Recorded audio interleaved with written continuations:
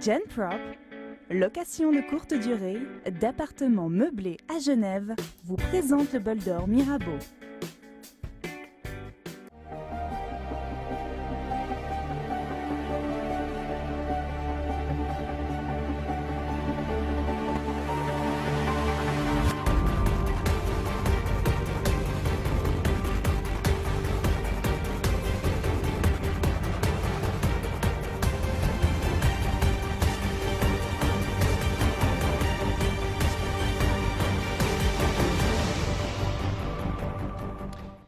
Bonsoir à tous, bienvenue à la Société nautique de Genève pour cette émission spéciale Bol d'or Mirabeau 2016. J'ai la chance d'être bien accompagné ce soir avec vous, Cynthia Racine. Bonsoir Jérémy et bonsoir à tous. Et oui, car pour la première fois cette année, L'Aimant Bleu est la télévision officielle du Bol d'or Mirabeau.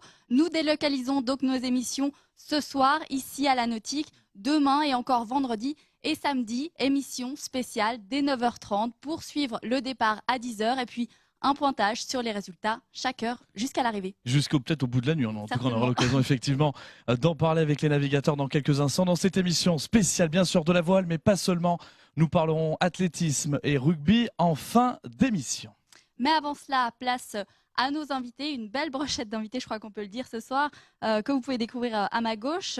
Tanguy Carriou, Team Tilt, vainqueur de l'édition 2015, Pierre-Yves Gerand d'Alinghi, ensuite Nicolas Grange de Calice, Christian Val, le sorcier du lac, et aussi de l'équipe Mobimo, et enfin Damien Mermou et Cédric Pochelon, vainqueurs, mais de la catégorie surprise que nous pouvons donc découvrir ce soir. Bonsoir à tous, en tout cas merci d'être avec nous ce soir. Bonsoir à tous. Et avant de parler du Bol d'or, on revient sur l'actualité de la semaine. L'actualité du week-end dernier, la Genève Roll, où on a vu tout simplement Lady Cat faire une belle performance, mais pas seulement. Pas seulement, c'était une édition tout simplement incroyable avec plein de rebondissements, des conditions difficiles, du suspense, une arrivée complètement folle avec pas moins de 10 des 35 qui pouvaient remporter ce sprint final. C'est finalement Lady Cat qui a tiré son épingle du jeu en s'imposant devant Mobimo et Tilt. Eh bien, justement, Christian Val, vous avez fait deuxième sur cette régate. C'est un bon résultat qui met en confiance, on imagine, une semaine avant le bol. Oui, c'est un excellent résultat. Bon, vu que tout s'est joué sur les dernières centaines de mètres, donc c'était très serré. Comme l'a dit M. Rizer, il y avait 10 bateaux qui pouvaient gagner. On s'en est bien sorti et puis on est forcément très heureux de ce résultat. Mais ça aurait pu être, on aurait pu peut-être gagner avec quelques secondes. Il nous manquait quelques secondes pour passer la bouée d'entrée en tête. Mais on aurait pu faire aussi 10e, donc on est heureux avec cette deuxième place. Ça fait effectivement du bien au moral. Tanguy, vous terminez 3e dans une course, comme a dit Val, vraiment très très incroyable, on peut dire, cette fin de course. Ouais, ça a été une belle course. Déjà, on a eu des très bonnes conditions. On n'espérait pas autant au départ samedi. La course a été rapide avec comme l'a dit Christian, un départ à quelques centaines de mètres de l'arrivée où toutes les cartes ont été redistribuées. Pour nous, ça s'est bien passé. On termine 3e après avoir été devant, après avoir eu des moments difficiles aussi au retour dans la course. Donc, c'était une bonne répétition pour le Bol d'or et ça nous a rappelé que c'est jamais fini avant la ligne d'arrivée. Exact. Pierre-Yves Gerand, vous vous attendiez à une course aussi serrée sur cette Genève Roll ? On voit depuis plusieurs saisons que les D35 ont du mal à se départager. Si on regarde cette année, plusieurs équipes, quasiment toutes les équipes ont déjà remporté des manches sur des grands prix. Donc on sait que le niveau de performance est extrêmement serré. Sur cette Genève Roll, la particularité, c'est que le vent se levait un tout petit peu de derrière, donc poussait l'ensemble des multicoques, pas uniquement les D35, mais également les M2, quasiment sur une seule ligne. Et on savait que ça allait se jouer vraisemblablement entre la bouée d'entrée et la bouée de finish. Et ça a été le cas. Ça a été le cas, Nicolas Grange. Ce Genève Roll, c'est vraiment, on peut le dire clairement, une répétition du Bol d'or. C'est vrai que c'est vraiment la répétition avant la grande course qui nous attend samedi prochain. Il y avait un fameux adage qui disait que celui qui gagnait la Genève Roll ne gagnait jamais le Bol d'or. Mais c'est pas tout à fait vrai. Ça a été démenti à quelques reprises. Mais c'est vrai que c'est les deux grandes classiques lémaniques.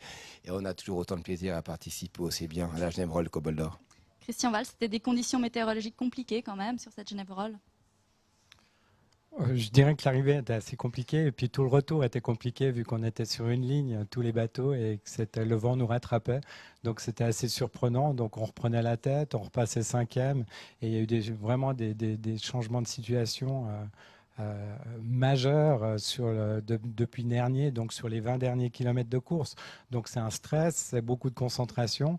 Et puis pour finir, on se rend compte, on fait beaucoup d'efforts, on se concentre, on essaie vraiment de jouer la gagne, et puis il y a un petit côté aléatoire. Donc là, oui, c'était avec ce vent qui revenait de l'arrière, c'était très, très, très, très chaud, très surprenant à un moment, avec des jibes, des empannages vraiment stratégiques, un peu serrés, et puis des positionnements par rapport aux autres bateaux qui n'étaient vraiment pas faciles à gérer.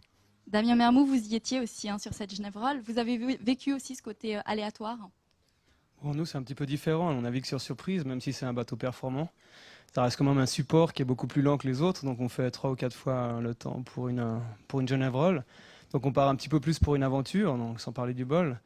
Donc, nous, on s'est un petit peu fourvoyé assez tôt dans la régate. On avait spéculé sur le côté suisse. Ça n'a pas trop payé. Puis, on a fini par courir toute la régate après la tête sans jamais les rattraper, puis en finissant quand même assez loin.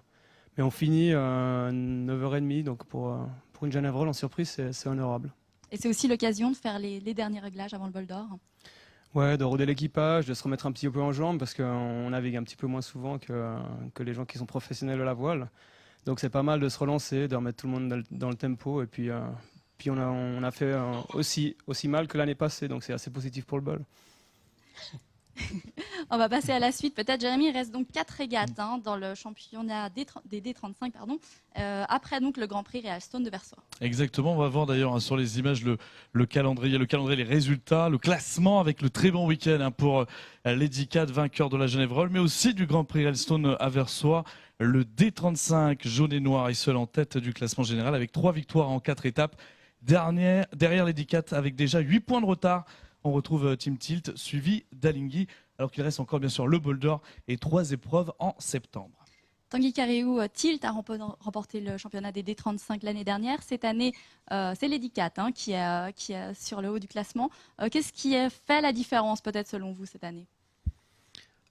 Nous, de notre côté, on a moins préparé le trophée, enfin le D35 Trophy. Cette année, on avait Sébastien et Lucien qui sont engagés sur une campagne olympique pour Rio en 2016. On a aussi un nouveau support, le GC32. Donc on a mis on s'est moins investi dans la préparation. C'est ce qui fait principalement la différence, je pense, cette année. Maintenant, Lady Cat navigue très bien et je pense qu'on n'est pas encore à mi-saison. On pourra faire vraiment un point sur les ambitions des uns et des autres et les chances de résultats après le bol d'or. Nicolas Grange, Lady Cat fait une saison particulièrement remarquable cette année. C'est vrai qu'ils ont commencé très fort. Hein. Sur les 3-4 premières régates, ils en gagnent 3. Donc, chapeau à eux. Je crois ils ont comme objectif majeur d'essayer de gagner ce championnat parce qu'ils ont terminé 2 fois de suite sur le podium à la 3e place, mais encore jamais premier. Ils ont une grosse équipe. Ils se sont entraînés. Xavier Reville, c'est quelqu'un qui navigue sur ce bateau depuis maintenant bientôt, en tout cas 5 ans. Et c'est vrai que pour l'instant, ils sont très bien partis. Ils sont très bien partis, vous l'avez dit, hein, bien sûr, on attend bien ce bol d'or avec beaucoup d'impatience. Pierre-Yves Gerand, le D35 Trophy existe maintenant depuis 2004, c'est véritablement l'avancée technologie, c'est juste incroyable hein, ce championnat. Oui, c'est incroyable, les bateaux sont incroyables, le championnat est incroyable, les équipages sont absolument incroyables.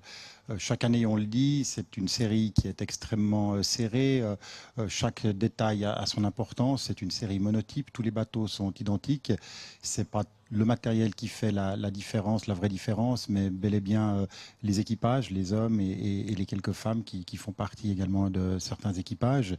Et puis on se rend compte année après année que bien souvent le championnat se joue sur la dernière régate, voire même sur la dernière manche de la dernière régate, comme c'était le cas l'an dernier entre Tilt et Alinghi. Justement, alors bien sûr, on a parlé hein, des GC32, des bateaux qui volent, on peut le dire clairement. Il y a pas mal de concurrence. Comment vous voyez l'avenir justement de ce championnat des 35 ? Bien, c'est une excellente question. C'est vrai que le temps est aux bateaux qui volent, mais pour voler, il faut de l'énergie. On est également engagé sur un championnat de GC32. on se rend compte que ce sont des bateaux fantastiques. Mais il faut jamais oublier que sur le lac, malheureusement, on n'a pas toujours du vent. Et que si aujourd'hui il fallait redessiner un bateau performant, polyvalent, monotype, eh bien, vraisemblablement, il y aurait des nouvelles idées, mais qui ne seraient pas fondamentalement différentes du D35. Peut-être avec des dérives qui permettent de sustenter un tout petit peu, donc de soulever un petit peu le bateau. Mais globalement, le D35 reste un excellent bateau pour ce qu'on a à faire sur le lac. Alors on va passer justement à l'actualité qui nous concerne aujourd'hui, c'est évidemment oui. le bol d'or. Et on va revenir tout de suite sur l'édition 2015 avec ce sujet, regardez.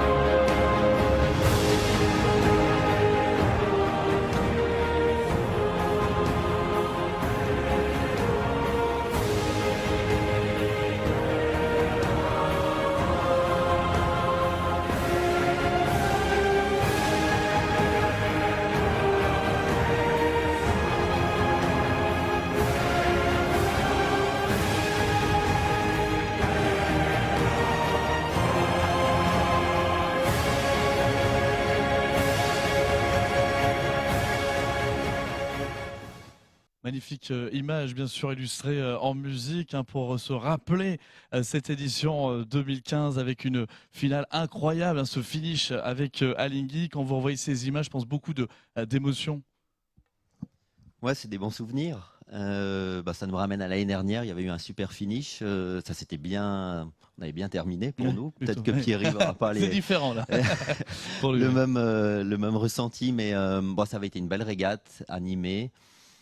Pas beaucoup de vent, un bel orage qui avait redistribué les cartes. Nicolas avait fait un beau parcours et puis on s'était bien battu dans l'orage avec Ocalis, Nicolas et puis Alinghi, Pierre-Yves. Et puis ce final, encore une fois, je crois que tous les bateaux sont arrivés très proches sur la ligne d'arrivée. Et les éditions passent et puis je pense que l'écart diminue d'année en année. C'est de plus en plus dense sur la ligne d'arrivée. Donc on ne sait jamais s'il faut prendre la tête dès le début ou attendre la bouée d'entrée. Je pense Christian pourra peut-être répondre, mais je ne sais pas s'il y a eu beaucoup de vainqueurs à passer la bouée au Bouvray en tête et arriver en tête à Genève. Oui, je me posais la question également. Ça, c'est l'autre débat. Est-ce qu'il faut gagner la Genève-Roll? Est-ce qu'il faut passer en tête au Bouvray? Je crois qu'il faut il faut surtout être en tête et bien placé à quelques longueurs de la ligne pour maîtriser puis contrôler le bateau qui est derrière. Non, on ne choisit pas. Oui, on choisit sa route. Après, des fois, il faut être devant. Des fois, il faut être. C'est mieux d'être derrière. Donc voilà, on a eu un bol. Oui. Il y a eu le bol de 2010. On est parti en tête. On a passé la bouée de dégagement, pas tout à fait en tête, mais on a viré en tête au Bouvray, puis on a passé en tête sur la ligne d'arrivée avec l'Eddy 4, avec quelques minutes, quelques dizaines de minutes, voire quelques heures d'avance. Non, il y avait plus de 2 heures d'avance. Ouais, c'était incroyable, c'était une édition incroyable. C'était sympa, on a fait pas une belle régate, mais on a fait un beau tour du lac. Voilà. Pierre-Yves Jorand, on va vous faire réagir quand même quand vous voyez ces images. Il y a une petite frustration quand même. De la frustration, non. C'est vrai que le Tilt a superbement navigué dans ce petit lac. Ils avaient des bons modes, ils avaient une excellente vitesse. On se rappelle très bien ce retour qui a été express. À partir du moment où on est sorti de l'orage, on a eu du vent jusque sur la ligne d'arrivée. Donc chapeau, ils ont vraiment su tirer profit en fait de chaque risée. Ils ont su placer une attaque exactement au bon moment. Ils ont pu laisser Ocalis et Alinghi à distance respectable à l'entrée du petit lac. Et puis effectivement, on est revenu avec un petit peu plus de vent sur la fin, comme on l'a vu sur les images. Ça s'est joué un petit peu comme à la Genève-Roll à une quinzaine de secondes. Mais là, sur le finish, il méritait la victoire. Nicolas Grange, vous, il vous reste quel souvenir de cette édition 2015 ? Bon, c'est vrai que c'était une édition d'anthologie parce qu'on s'est vraiment battu sur toute la régate. On a traversé un très gros orage devant Thonon qui a duré à peu près 30 minutes où tous les bateaux sont revenus. Nous, on a fait en corps à corps avec Thiel qui restera un très bon souvenir même si on n'en est pas sorti gagnant. Et puis après, bon, là, c'est vrai que l'arrivée, c'était un petit peu plus compliqué. Les vents sont tombés avec une arrivée de nouveau assez groupée. Et puis après, le bol d'or, c'est le bol. Il faut attaquer au bon moment, il faut avoir un peu de bol. Ça, c'est vrai que c'est aussi une notion importante pour pouvoir le gagner. Et puis ça restera comme chaque année en bon souvenir et c'est ce qui nous permet de se remotiver depuis maintenant pas mal d'années pour cette course mythique. Il y a aussi un chiffre qui est assez significatif. C'est vrai que les D35, ça fait 13 ans qu'ils existent. Pour vous donner une petite idée, sur les 13 dernières éditions, il y a eu 11 vainqueurs différents donc, en D35. Donc c'est vrai que c'est vraiment chaque année très très disputé. La victoire est chère et chaque année, c'est bien malin celui qui pourra donner le nom du vainqueur. On va faire peut-être les pronostics après dans quelques instants. On va s'intéresser maintenant à la catégorie surprise. Alors Damien Amermo et Cédric Pechelon, on vous a pas vu sur les images. Vous avez gagné en catégorie surprise. Qu'est-ce que vous avez ressenti? Je vous laisse. C'est vrai que gagner en surprise, c'était un grand plaisir parce que ça fait longtemps qu'on essaye et puis on est plus d'une centaine dans la catégorie. Donc il y a pas mal d'aléatoires dans ce bol d'or et puis là on a une bonne année où on a réussi à avoir à réunir tous les éléments, avoir tous les éléments avec nous pour rester devant jusqu'au bout. Donc beaucoup de plaisir et une certaine fierté d'avoir réussi ça une fois. Beaucoup de plaisir, mais le nombre d'heures sur le bateau on compte plus là. Peut-être avec toi. Non, je crois qu'on avait fait 23 heures, sauf erreur. Donc on sait qu'on part pour l'aventure en surprise, donc c'est pas, on est 4, c'est un petit bateau, il faut prévoir à manger, à boire, des habits chauds, parce que je pense que c'est assez rare qu'on rentre dans la même journée. Je crois que c'est arrivé une fois il y a 2 ans avec ce magnifique bol d'or qui était sous régime de bise. Mais autrement, on sait qu'on va passer une nuit sur l'eau à batailler contre des lumières, à essayer de faire avancer le bateau à chaque fois. Et c'est une longue course, donc on part pas pour un sprint, c'est plutôt une course d'endurance. Il faut savoir se remettre en cause, toujours aller vite et puis faire les bons choix tactiques. Et puis comme Cédric l'a dit, le bol d'or en surprise, c'est très disputé. Et puis on n'a pas la capacité de contrôler tout le monde, donc il y a un moment on est c'est un petit peu le bol, la chance, clairement. Porte bien son nom. Cynthia. Pardon, alors on continue. Je voulais justement savoir peut-être qu'est-ce que ça implique une course aussi longue pour vous. Qu'est-ce que ça change au niveau de la préparation notamment? Peut-être Tanguy Carriou. Tanguy. Au niveau de la préparation, elle est un petit peu, on l'adapte en fonction de la météo. Ou si c'est une course rapide, comme il y a 2 ans avec la bise, on va préparer le bateau d'une certaine manière, la prise de riz pour pouvoir diminuer la voile, etc., les voiles qu'on embarque. Après, si c'est une course, on va dire, classique, ce qui veut dire peu de vent à un moment donné dans la course, il n'y a pas vraiment de préparation. Par contre, on essaye de travailler la stratégie, la météo, savoir où on veut mettre le curseur au niveau de la prise de risque par rapport à nos adversaires et essayer d'avoir un plan de route et justement de s'y tenir, quoi, qu'on prenne pas feu à un moment donné pour tout perdre. Christian Valls, c'est la même chose, c'est la stratégie qui est essentielle. Oui, je crois que la stratégie est importante, mais comme on l'a dit, à un moment, il faut avoir de la réussite. Donc, il y a aussi des risques à prendre. Ça, je crois que ce qui est très difficile sur un aller-retour comme le bol, c'est de savoir à quel moment, justement, on va prendre ce risque. On va tenter de sortir du peloton. Donc, je pense que la première partie de course est très stratégique, très position par rapport aux autres bateaux. Puis, à un moment, il va falloir émerger. Pour tenter la gagne, puis à savoir quand on va tenter justement, quand on prend cette prise de risque un peu plus important, ça dépend de chaque édition, quoi. Est-ce qu'il y aura du petit temps, plus de vent, etc. Donc il faut savoir à quel moment on va jouer, on on va jouer la gagne et puis prendre vraiment essayer de prendre la tête. Là, je crois que Tilt l'a très bien fait l'année passée dans les conditions musclées, dans l'orage. Nous, on était un peu plus au large. On a peut-être moins osé aussi attaquer. Peut-être qu'on avait aussi des conditions différentes. Donc là, le bol s'est joué à ce moment-là, quoi. Donc il y a toujours un moment clé où ça va jouer. Mais on ne sait pas quand. Avec un enjeu peut-être un peu particulier pour vous, ça va être votre 20e participation au bol. Et puis vous avez 6 victoires. Donc ce serait bien quand même d'égaler le record de cette victoire. Oui, mais je crois que c'est, comme je l'ai dit à l'équipe, l'objectif c'est de bien naviguer, d'être en phase aussi avec les éléments et puis de performer. Comme l'a dit Nicolas, il y a 11 vainqueurs différents sur les 13 dernières éditions. Donc oui, c'est vrai, ce serait super, mais il faut de la réussite, il faut bien naviguer, il faut être en forme, il faut qu'il y ait tous les éléments, il ne faut pas faire d'erreurs, etc. Puis une erreur justement sur le lac, c'est très vite arrivé. Puis c'est même pas des erreurs, c'est une question, ça peut jouer à quelques dizaines de mètres, à 20 mètres près, à 30 mètres près, on peut être arrêté, puis d'autres bateaux peuvent nous passer, quoi. Donc il faut bien naviguer, puis il faut avoir cette réussite qui peut faire la différence. Nicolas Grange, vous confirmez cela. En plus, vous naviguez souvent avec des grandes personnalités, des grands marins. C'est le cas également cette année? Non, ça ne sera pas le cas cette année. C'est vrai que j'ai navigué longtemps avec Loïc Perron pendant à peu près 5 ans. Puis l'année passée, j'avais décidé d'inviter François Gabard. Et puis j'ai toujours bien aimé partager certains moments avec des grands noms de la voile. C'est des gens qui ont des expériences de vie incroyables, qui ont des personnalités incroyables et puis qui nous amènent pas mal. Même si c'est pas très simple de débarquer quelqu'un aussi auréolé qui puisse être de titre, s'il débarque la veille, qu'il arrive dans ton équipage sur un bateau qu'il connaît pas tellement, c'est pas tout simple à intégrer. Donc cette année, on a décidé de partir avec notre équipe de base, sans personnalité connue du monde de la voile. Alors, bien sûr, pas de surprise au départ, il y a peut-être une surprise, peut-être qu'il y a un guest star qui va arriver, on ne sait pas. Non, c'est pas signé avant, là, tout à l'heure, à l'avant-émission. Non. Alors, bien sûr, ce qui inquiète tout le monde à quelques jours du bol, ce sont les conditions véritablement météorologiques. À quoi vous vous attendez pour ce week-end, Pierre-Yves Durand? Alors ça, c'est la question piège. Oui, surtout qu'il y a tous les concurrents qui sont là pratiquement.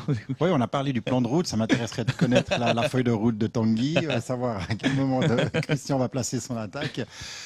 Écoutez, il y a un peu de bise demain et après-demain. Elle devrait caler vendredi. Ensuite, ça devrait faire place à un petit peu de vent de sud-ouest, avec vraisemblablement une petite tendance aux orages dans la deuxième partie de l'après-midi. Donc la course risque d'avancer, en tout cas pour la sortie du petit lac, dans le grand lac. Dans le haut lac, ça va être un tout petit peu plus compliqué. Et puis après, il faudra gérer le retour avec peut-être des bascules qui tourneront au nord-ouest. Enfin, voilà, mais c'est une prévision à 72 heures qui vaut ce qu'elle vaut. De toute manière, comme l'ont dit Christian, Nicolas et Tanguy, le plan final, on le fera samedi matin et la décision pour placer une attaque, elle peut intervenir que quelques heures avant la course. Cédric Fauchelon, vous faites aussi votre plan final le samedi matin? On va effectivement finaliser le plan encore en regardant la météo samedi matin. Et puis après, je pense que nous, on part dans l'idée qu'on va y être 24 heures. Donc même encore pendant la journée, on va Vous attendez à une édition qui va tirer en longueur, donc 24 heures, je pense que c'est une bonne moyenne en surprise. Donc, c'est une bonne moyenne, effectivement. Ça peut être 30, ça peut être 14. Mais donc voilà, après, on ajuste un petit peu en fonction de ce qu'on voit aussi sur l'eau et puis ce qu'on rencontre comme conditions.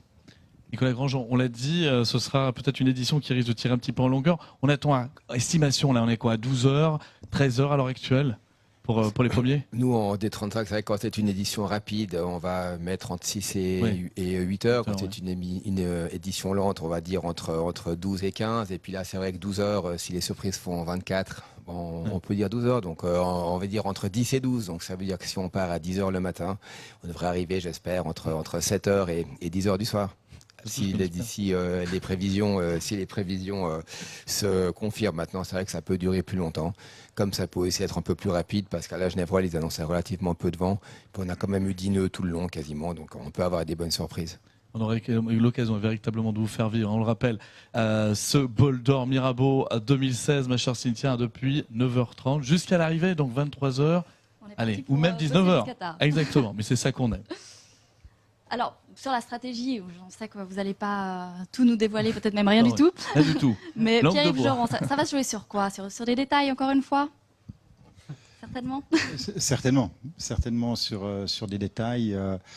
Comme on l'a dit et répété, les bateaux vont quasiment tous à la même vitesse. Pour la victoire en D35, donc c'est une série monotype, ça va se jouer sur des détails. Après, selon l'intensité, la direction du vent, il faut aussi rappeler qu'il y a d'autres bateaux que les D35 qui peuvent très très bien marcher pour la victoire finale. Compte tenu de la météo, on sait que le D35 est un bateau extrêmement polyvalent, qui va bien contre le vent, qui va bien avec le vent. Les équipages mènent toutes les machines à quasiment 100% sur l'ensemble de la course. Donc on n'est pas à l'abri d'une surprise, mais ça va se jouer sur des détails indéniablement. Sur l'expérience, Christian Valls, ça peut se jouer là-dessus? L'expérience, bon, il y a les bons côtés, il y a les moins bons côtés. C'est vrai que je faisais l'historique de tous ces bols d'or depuis 20 ans, et c'est vrai qu'ils ont tous été différents. Donc, est-ce qu'on peut parler d'expérience? Est-ce que oui, peut-être dans certaines conditions, le vent qu'il y aura ce samedi, je crois qu'il n'y a pas eu d'éditions qui ont été courues dans ces conditions. Donc des fois, on retrouve les mêmes conditions, en bise ou en vent d'ouest. Là, on est un peu dans un régime, je dirais, atypique, avec une certaine instabilité, un vent plutôt ouest tournant nord-ouest. Donc je crois que sur les 20 dernières années, il n'y a pas eu de bol qui s'est couru dans ces conditions. Alors expérience, certes, mais bon, elle a toujours ses limites. Donc réponse samedi soir. Exactement, ça promet en tout cas. Tanguy Carriou, ça va se jouer sur la jeunesse peut-être? La patience, c'est pas la qualité première des jeunes. Donc non, ça fait 3 ans maintenant. Enfin, ça va être mon 3e bol d'or avec Tilt, et en 2014, il y avait eu de la bise, et puis on était un équipage plutôt jeune. Il nous manquait un petit peu d'expérience. L'année dernière, Alexandre Schneider nous a rejoint sur le bol d'or avec, je crois que c'était son 25e bol d'or, ou enfin une bonne vingtaine. Il compte plus, et j'ai pas compté pour lui. Et comme dit Christian, il n'y a pas de recette miracle en fait. C'est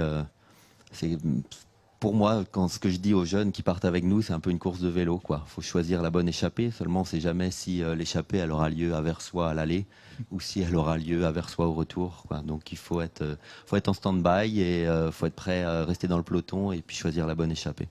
Ce sera sport, ce sera très sport, bien évidemment. Ça samedi. Exactement. Et puis, alors bien sûr, il y a bien sûr les pros. Il y a également des amis qui font le bol d'or pour justement s'amuser. D'ailleurs, on a rencontré quelqu'un. Ça se passe ici, c'est les mardis de la nautique. C'est bien ça, je crois que c'est ça. Oui, mardi de la nautique. Et un entraînement. On a suivi une bande d'amis. Regardez ça.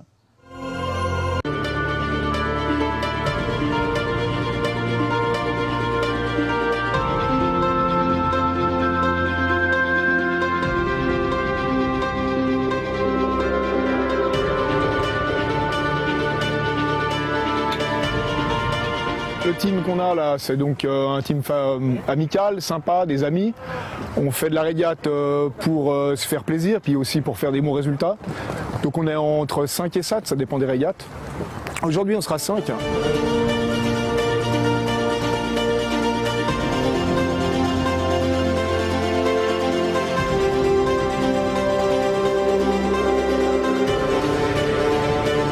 Aujourd'hui on va s'entraîner là donc sur le plan d'eau. C'est des régates d'entraînement du mardi soir. On est en train de monter un équipage, il faut qu'on le monte en puissance. Donc les entraînements du mardi, ça sert à ça, à faire des erreurs, à travailler nos erreurs pour ne pas les reproduire le jour des grandes courses. 1, top, j'envoie. On rentre à 4, 9.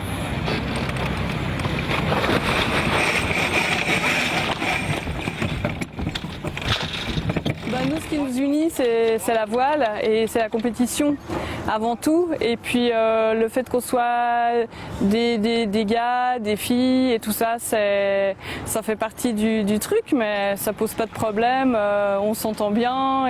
C'est super, très chaleureux. On apprend chaque fois on apprend des nouvelles techniques, on se perfectionne.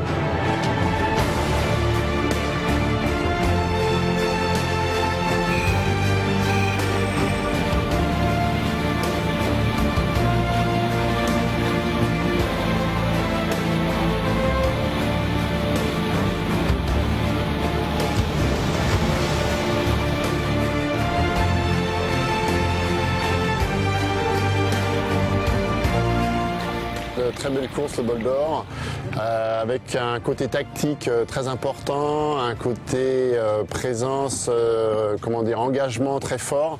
Donc très belle course à faire et l'idée c'est de bien se placer cette année sur le bol d'or. Ça c'est sûr que c'est un moment particulier. Moi c'est pas forcément la régate que je préfère parce que ça dépend du vent, c'est des fois très long. Ouais, c'est le marathon de la voile. On prend nos petits sandwichs, un peu de café et puis c'est parti pour entre 10h, 13h ou 22 heures de course. Ça fait 5 mois. Bravo, ça fait plaisir. Bravo, merci à Rémo aussi. Belle participation. Donc on est content d'avoir fait une jolie course d'entraînement.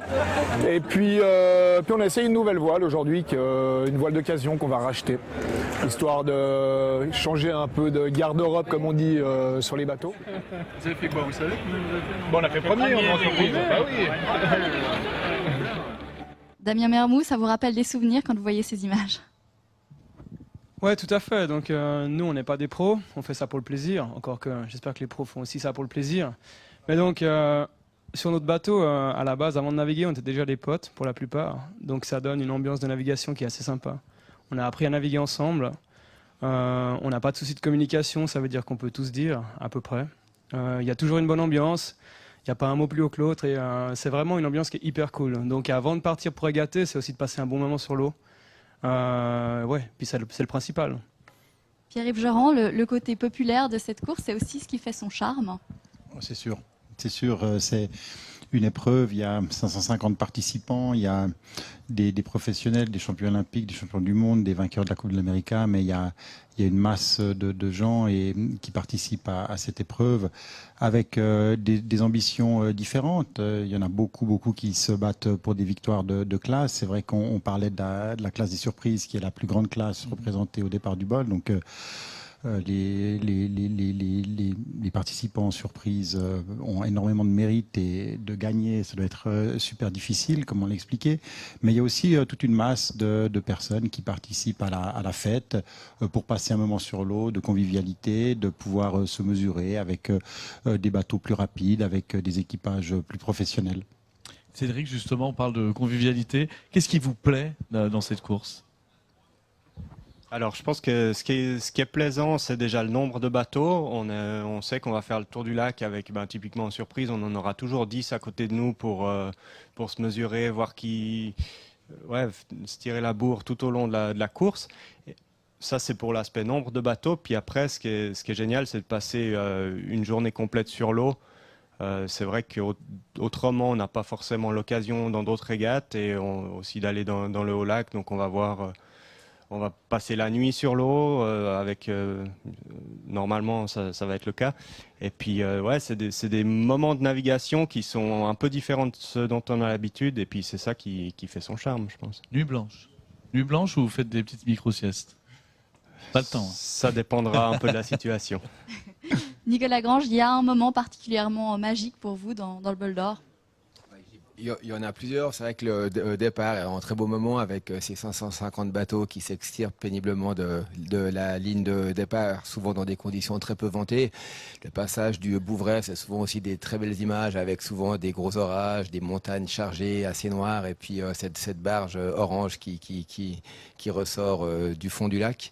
Et puis après, c'est vrai que je dirais vraiment que le départ et l'arrivée sont évidemment l'arrivée avec souvent des bateaux extrêmement proches les uns des autres, la délivrance pour certains, des regrets, de la frustration pour d'autres. Donc chaque étape du bol est un beau moment en soi. Un beau moment, en tout cas on espère vivre des moments exceptionnels, hein, bien sûr, pour cette édition 2016. Merci en tout cas à nos invités d'être venus sur ce plateau. Merci également à vous. Et puis, Les Mans Bleus, on le dit, sera en direct, bien évidemment, samedi dès 9h30 pour vous faire vivre ce Bol d'Or Mirabeau 2016 en direct avec un pointage des résultats chaque heure. Je vous propose d'ailleurs de voir la bande-annonce. Vivez le Bol d'Or Mirabeau 2016 en exclusivité sur Les Mans Bleus Télévision. Samedi 11 juin dès 9h30, retrouvez notre émission spéciale avec des experts du monde de la voile pour vous faire vivre le départ en direct et ne rien rater de la plus grande régate en eau fermée du monde. Ensuite, durant toute la journée, vivez la course de l'intérieur avec des images, des reportages et chaque heure un point complet sur les résultats du Bol d'Or Mirabeau. Cette année, le Bol d'Or Mirabeau est à vivre en temps réel sur Les Mans Bleus.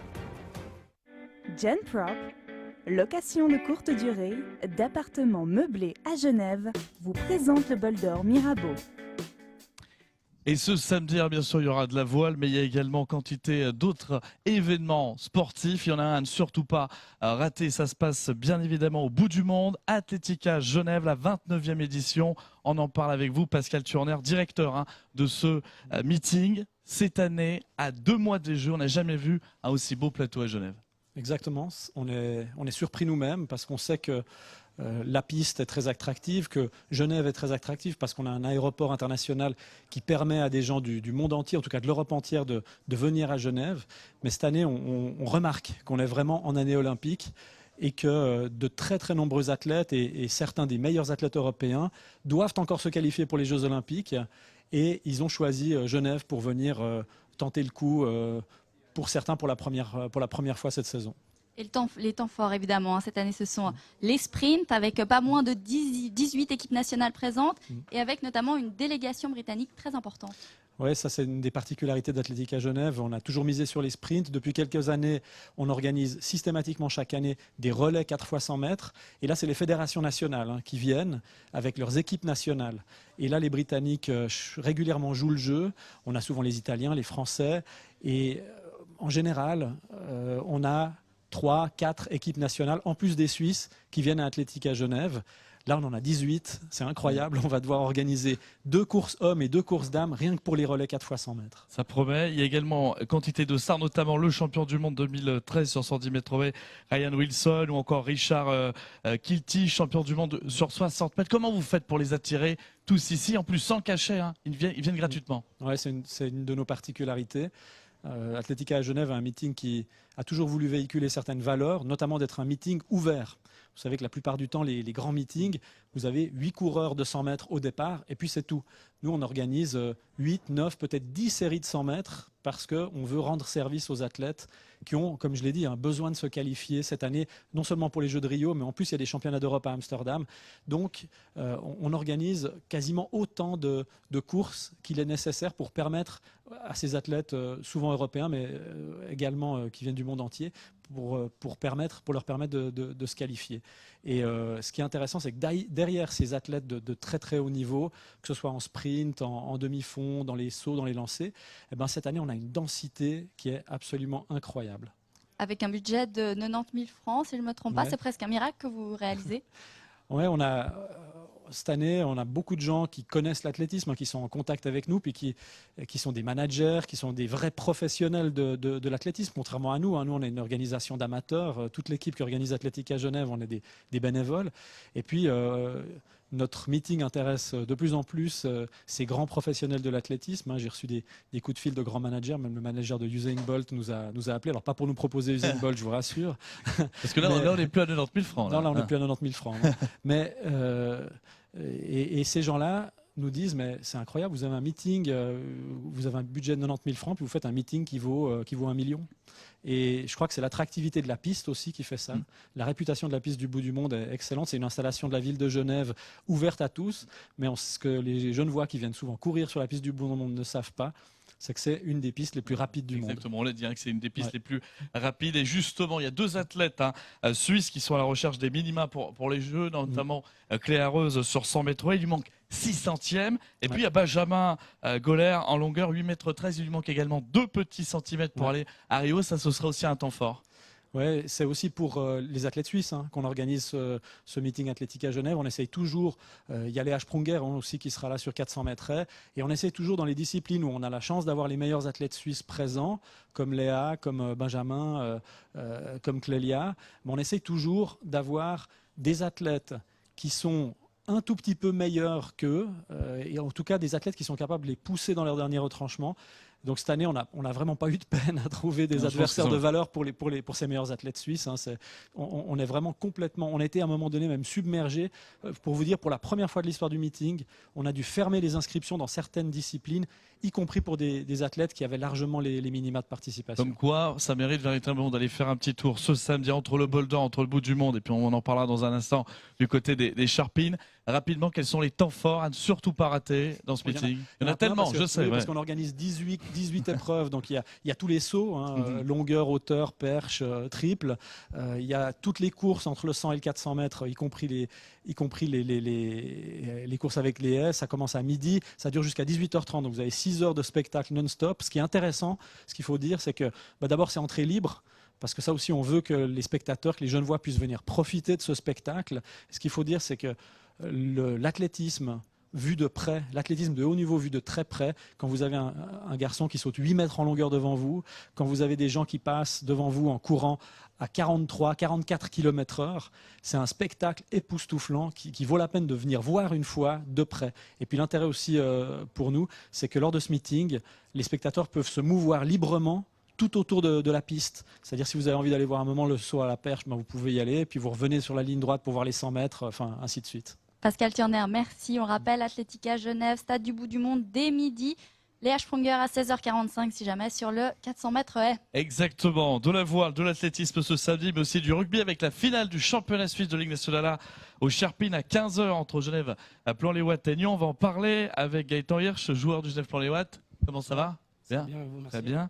Patrice Philippe, le coach également de l'équipe de Nyon. Merci d'être là avec nous.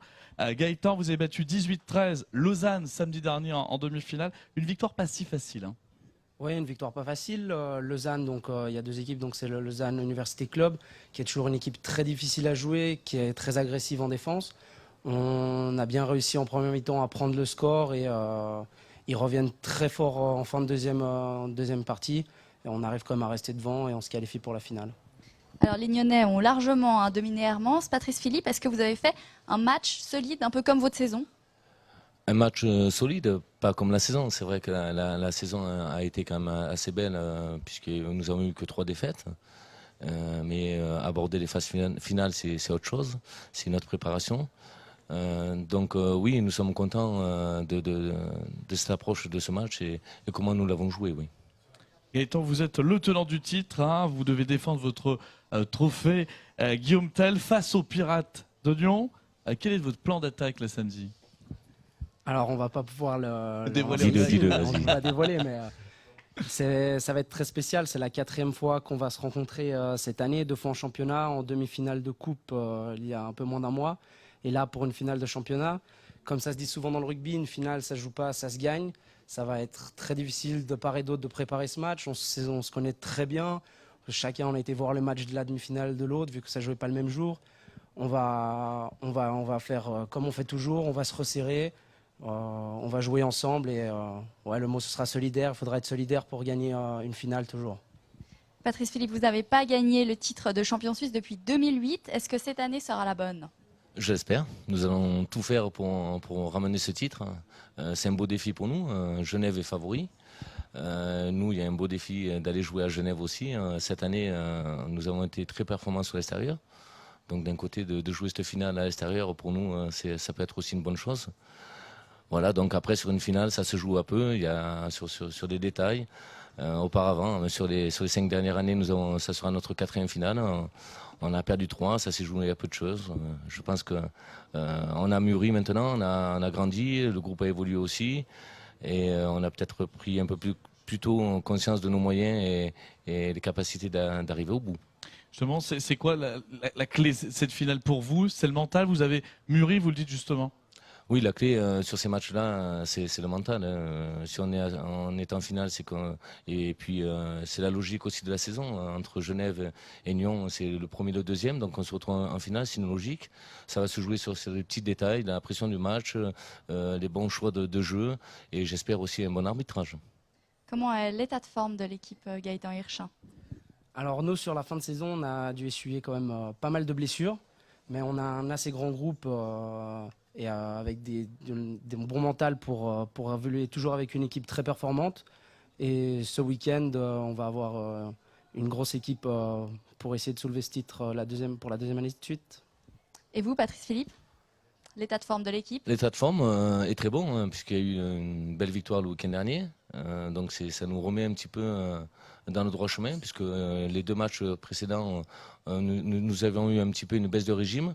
Et d'un côté, qu'elle soit arrivée à cette période-là, je pense que c'était une bonne chose pour nous. On a eu 2 semaines assez difficiles au niveau du groupe, à se remettre en question, à dire des choses peut-être qu'on n'avait pas envie d'entendre, à se rappeler aussi en même temps les objectifs. Et qu'on était là ensemble depuis maintenant 10 mois pour arriver à jouer ces phases finales et gagner ce titre. Donc c'était pas maintenant sur la dernière semaine ou les 2 dernières semaines qu'il fallait lâcher. Donc au contraire, les remobiliser et retravailler sur le côté mental et puis confiance. Merci beaucoup. Donc 4e confrontation, on l'a dit, ce sera donc au Sherpin pour cette grande finale du championnat suisse entre bien sûr l'équipe de Genève pour les Ouettes et Nyon à 15h au Sherpin. Et on arrive donc sur la fin de cette émission spéciale. Merci à nos invités. Merci à vous.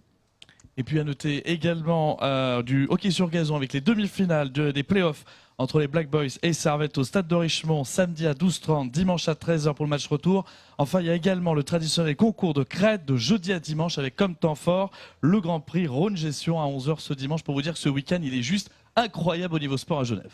Merci également à toute l'équipe de production qui nous a aidés à vous proposer cette émission ce soir et puis durant toute la semaine. On le rappelle, les rendez-vous demain dans le journal Dominique Vavre à 18h30, Geneva Show à 19h, le Geneva Show vendredi en direct de la Nautique également et samedi émission spéciale Bol d'Or dès 9h30. Merci beaucoup. Merci Jérémy. Merci à vous Cynthia. Et bonne soirée. Excellente soirée.